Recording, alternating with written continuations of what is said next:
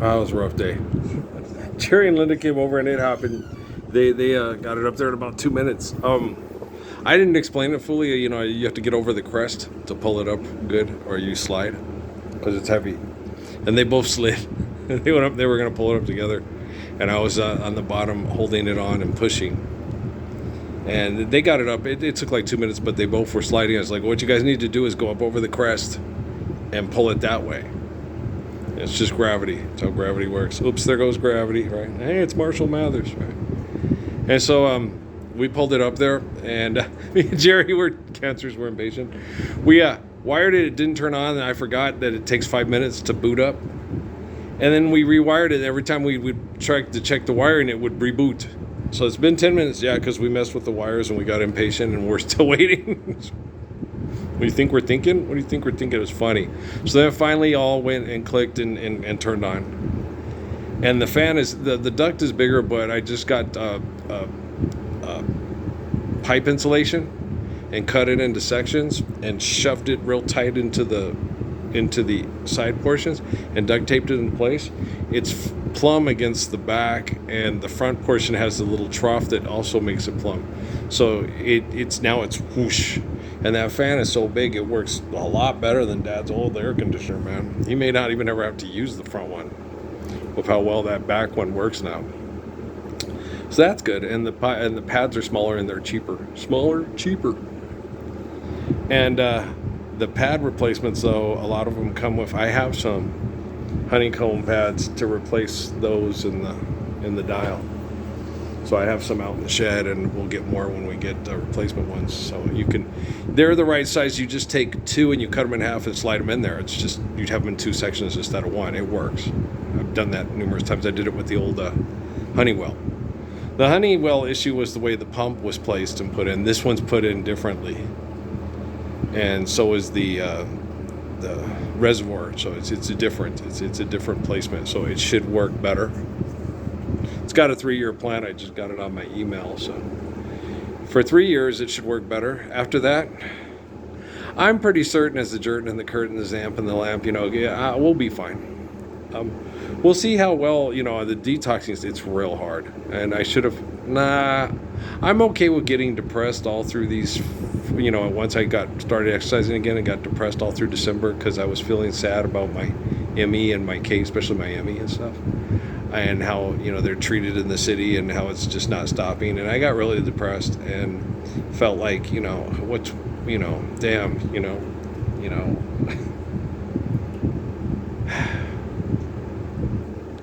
Who do you want to live in the kingdom of heaven with you ever seen that movie, Moscow on the Hudson?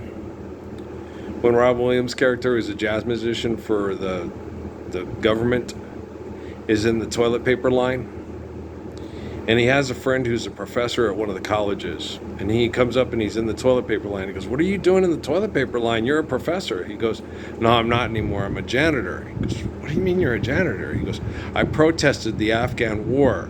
They certified me as crazy and made me a janitor." And Robin Williams looks at the professor and goes, "Well, are you crazy?" He said, "If I was crazy, would I be able to tell you I was crazy?" Right? Now, if you have a guy explains to you the book of Revelation is about real people in real time, living in our time, redeeming the gospel, so Jesus isn't, Zeus, Apollo, Thor, Loki, what's the other fucker's name? Odin, yeah. All the magic. First there is a mountain, then there's Allah, kiss me once more, where you love like heaven, and all that nut shit stuff, right? So if I sat there and I told you, no, my life's in the book, I'm the correction of all the books, to tell you what's really happening in real time and real stories. So Jesus wanted to forgive debt and trespass, love one, eternal faithful peace to day one, right? And they changed it into mythology so people would believe in a magic afterlife. So you're either going to live the Lord's Prayer that Jesus commanded you to live here and then live kingdom of heaven on earth, or you're going to accept idolatry, money, genocide over money, voting for genocide over money, and then believe you're going to go live in a magic place with Jesus, who's been turned in by the money makers.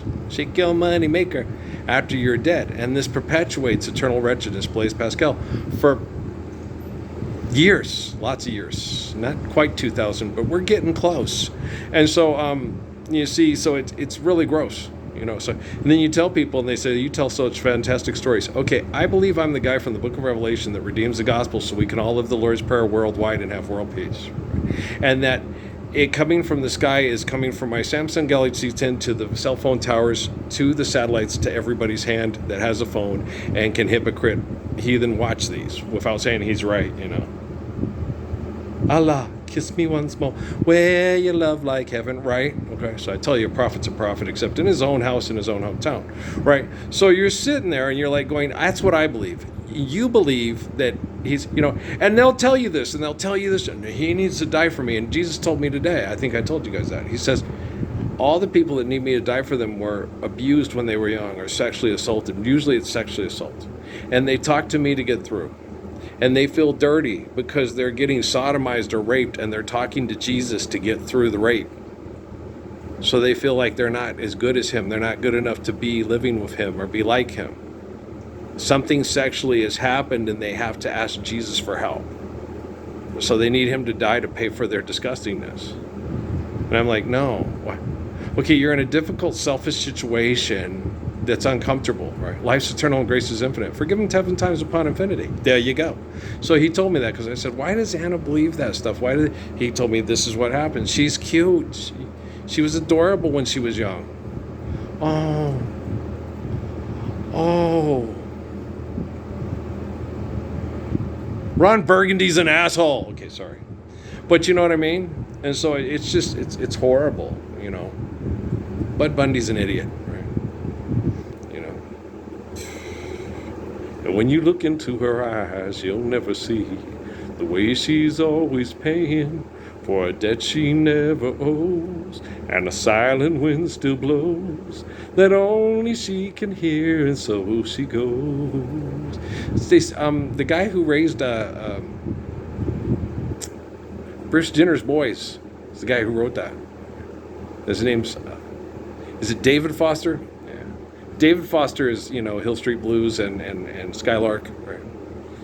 And everybody, it's a white guy. No, the white guy wrote it and did the lyrics and the composing and the music, the melody. Okay, the guy that sang it is, I don't know which parent's peach and which parent's is brown, and he's tan, but that's what he is. So he would be considered to by a lot of people, you're black. No, daddy's peach, mommy's brown, and I'm tan, right?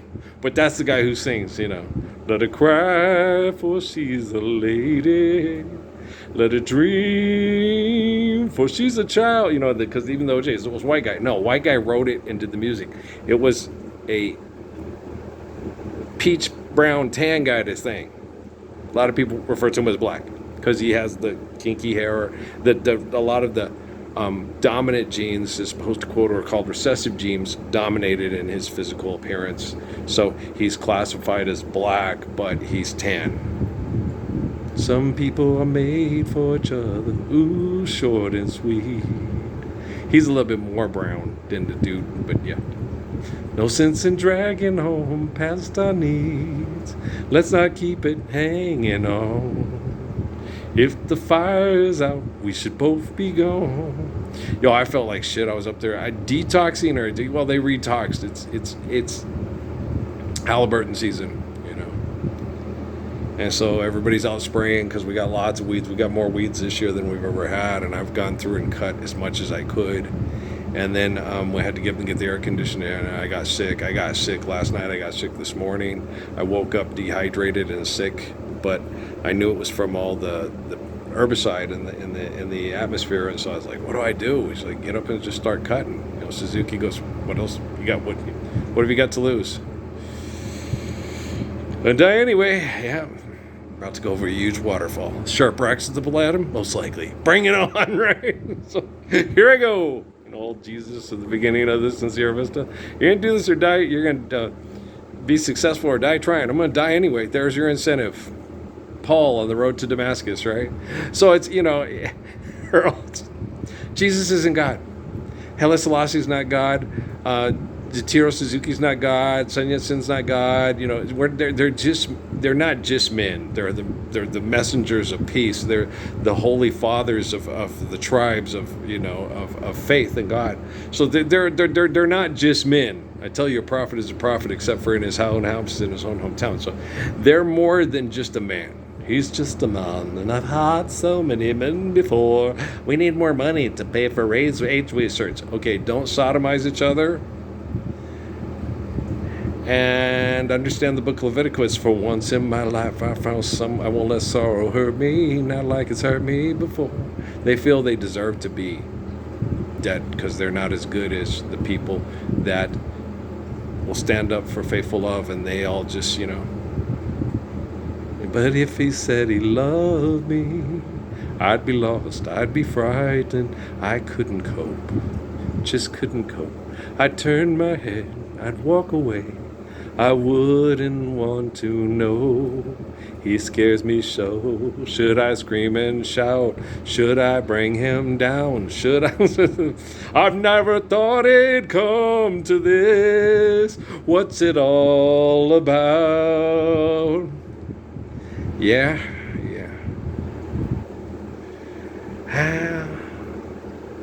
You ever know what it's like to be head fucked by the Vatican, the Temple of Set Illuminati, and Scientology from the time you were 4 years old? With one of the most amazing super divas in the history of Superior, Arizona? Gracie. Yeah. I have a Gracie bird. Her first name is Emily. Emily. She looks a lot like Patsy Cline. Oh, how pretty. Yeah, she's pretty. She's pretty. She looks like her mommy. Yeah, she looks a lot like her mommy. She's so pretty. She's very pretty. She is. My girlies all look a lot like their mother in their own little unique way. And Amy's a pretty girl. She's pretty. She doesn't feel that way. She gets older and she gets more overweight from all the stress and the toxins and the abuse. I'm fat and I'm ugly. Oh, both my wives just say that. It's like, you're fat and you're ugly. And I'm like, no, you're the most beautiful woman, the girl you'll every woman. I don't believe you. You're lying. Okay. Your attitude is ugly. Okay. But no. If I wasn't vehemently attracted to you, I would have said, I want to marry you. I want to get naked and get some barbecue and get buck naked and well, if that's what she wants you to say, that's what you're going to say, to get barbecue, get buck naked, and Ice-T's an idiot. Of course he's an idiot. If he'd had Car Shield, we would have been able to save him. But, you're funny. Trust me. No, I'm still feeling pretty down. I'm gonna stay hydrated. I don't know if I'll eat here. If I might take a couple of days fast to just try to get all the toxins I can in there. We'll get out in the sun tomorrow. Because we got the whole weekend. We'll get out in the sun this weekend. We'll sun soak. I'll get the Chase Lounge when I get the Chase Lounge. I'll get the metal tub to soak when I get the metal tub. I'll get it when I get it when I get it. But right now I can't because we spend too much money on making sure that the house is cool and has water vapor coming through, and water's a universal solvent. So that's good. That's good. Yeah, no, that's bad. No, I'm just kidding. No, the water is not my issue. That's Doña Ana County, state of New Mexico, Project Jupiter or whatever. Oh, damn, we got to get more stupider. I want to go Project Mars to get more candy bars. Chingo, this place sucks, man. It's funny. No, it's very funny. Everything that's in mass quantity that causes, they know it's going to cause ecological upheaval and cause it's a natural disaster, and all the people in the deep south that they want depressed and dying, and here's your Ozempic, here's your Jardiance, here's your Wegovy, to take their drugs and die. Because if I was crazy, would you be able to tell me I was crazy? I'm going to the sky to live with Norman Greenbaum and Jesus. Yes. And you're going to hell because you don't believe Jesus is my sky god from my brain. Okay, I believe Jesus is a perfect father that gave us perfect commands to live a perfect life eternally through holy covenants, through sexual reproduction, of maintaining families through holy covenants, through sexual reproduction. You believe that, okay, I don't want to live forever. Why? Because people that clone want to live forever, and in order to do so, they'd have to kill their own children and grandchildren to have sex with Harlequin. Okay, Joker? Way they get a load of me. Right? So, no, I don't want to live forever. I want to live out my life and die. And then I want the children that are products of my holy covenants, when we are able to have one, to inherit the earth. The meek shall inherit the earth. Me? I have to protect the meek from the selfish and aggressive and abusive, and it's really hard because they clone and they build robots and they poison, and it's a legal contract, and it's perfectly legal to do according to the same thing that crucified Jesus, because money's real and Caesar can be elected a god. I think I've got you. I think I've got you in the square church. Well, I'm in the round church. Perfect circle. That way I never get cornered, right? You spin me right round, baby, right round, like a record, baby, right round, round, round. No, I don't have that song on my MP3. I do have, so raise your hands to heaven and pray, and pray. That will be, and I do have everything is wonderful being. So I have a lot of, you know, I also have madness. Have you seen our house, mate? Have you seen our house? I have that. I got, I've got save, dance. So I've got lots of, 80s stuff. Like, what were they thinking? I kind of dig it. It's kind of fun, especially safety dance. Yeah, we can act real rude and totally removed and act like an imbecile, and we can dance. Okay. We can dance if we want to. We got all your life. I think that's a good hook. I liked it. I'm down with that. It's better than the Dirty Water song by far. Okay. So it's like, it's good. It's all good, right? Anything to pay the bills. Okay, live the Lord's Prayer. And then we can still listen to say, dance, right? I don't have Adam Ant Stone, so goody two shoes. No, I wasn't that fond of that one. But I do have Eyes Without a Face by Billy Idol. Okay, ready. Get your stuff. Your eyes without a face, you got no human grace. Your eyes without a face. Take us to the car and go to Las Vegas. Oh, Gigolo Blues. He's a rock star. Okay, so with Ozzy Osbourne. Is it I am Iron Man? Yeah, I was never particularly fond of Ozzy Osbourne or any of his songs. Black Sabbath, no, not fond. No, not at all. AC/DC, also not a huge fanatic person. No. Boston, yes. Peace of Mind and Carry On Our Wayward Son, excellent, man. Right up there with Kansas's Carry On Our Wayward Son and Dust in the Fucking Wind, bro. Yeah, excellent. Yes. Guitar solos, the best, right? So,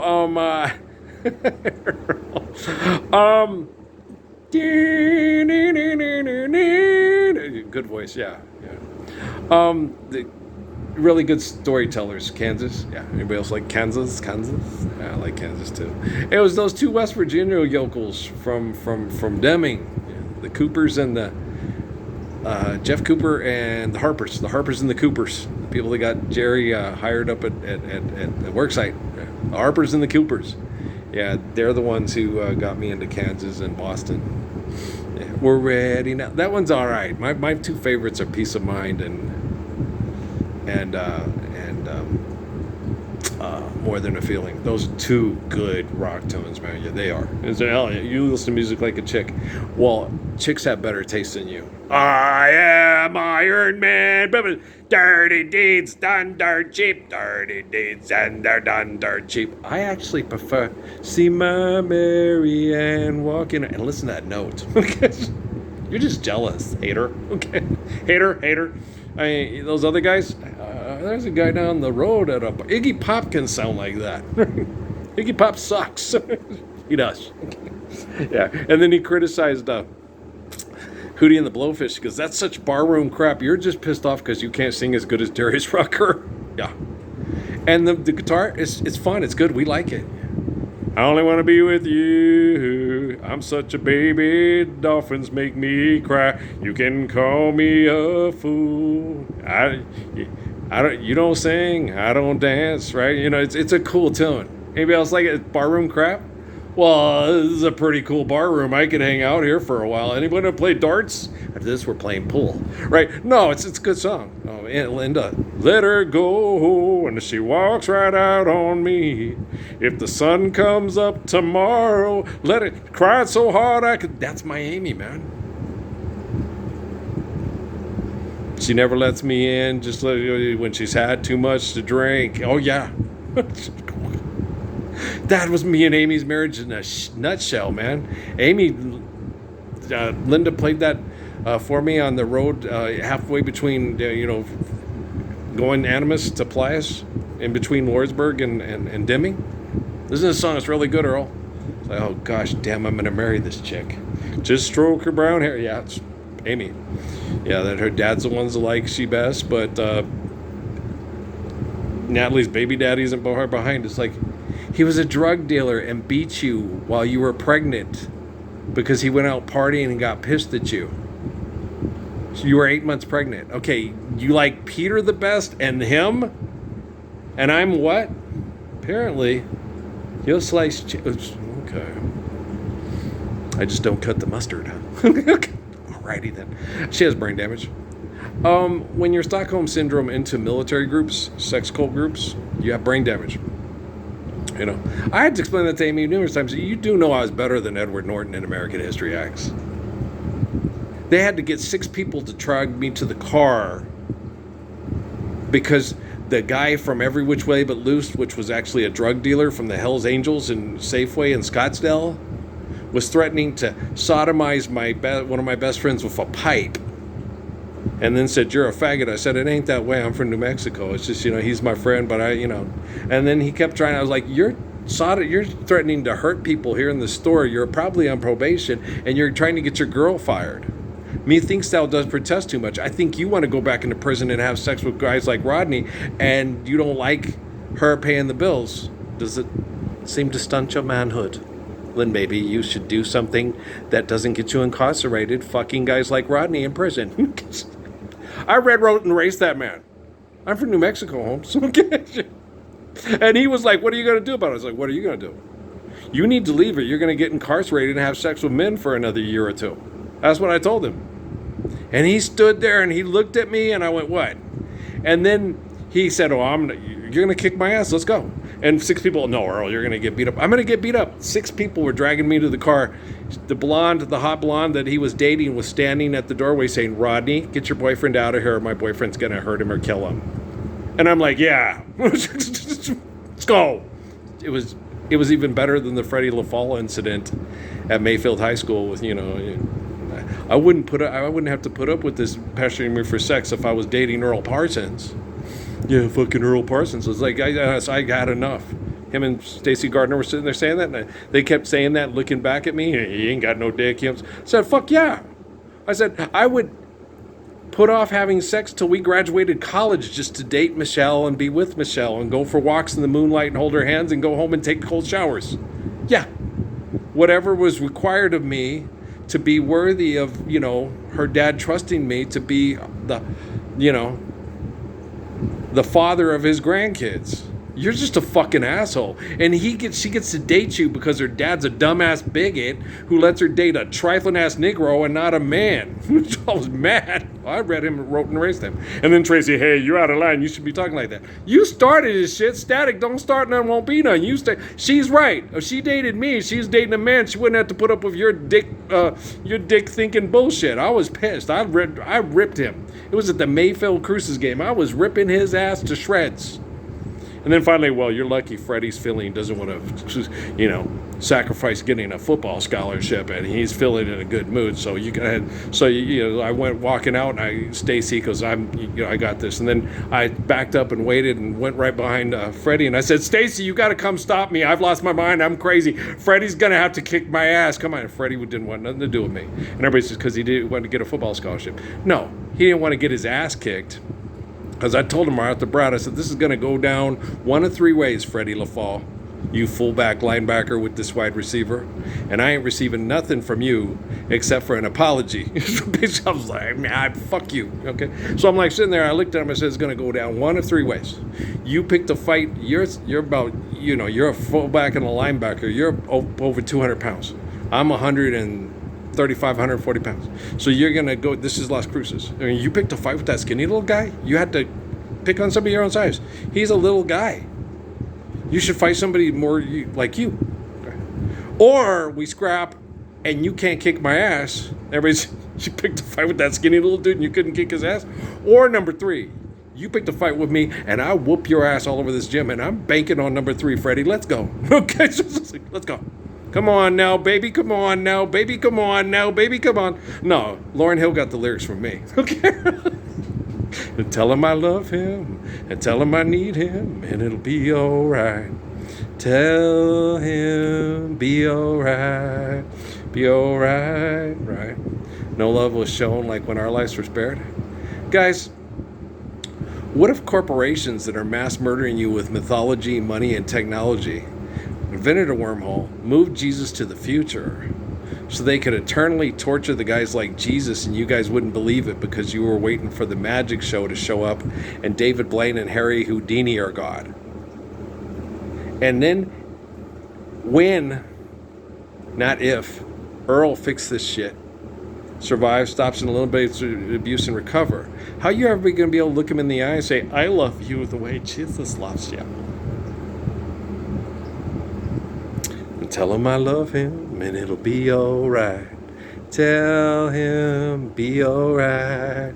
Because love is not jealous, and love is, let me be patient, let me be kind, let me be unselfish without being blind. She was quoting scripture. What? For a song for money to pay her bills because she won't stand up for the Lord's Prayer with Earl. Carol, I love you. Peace out, man.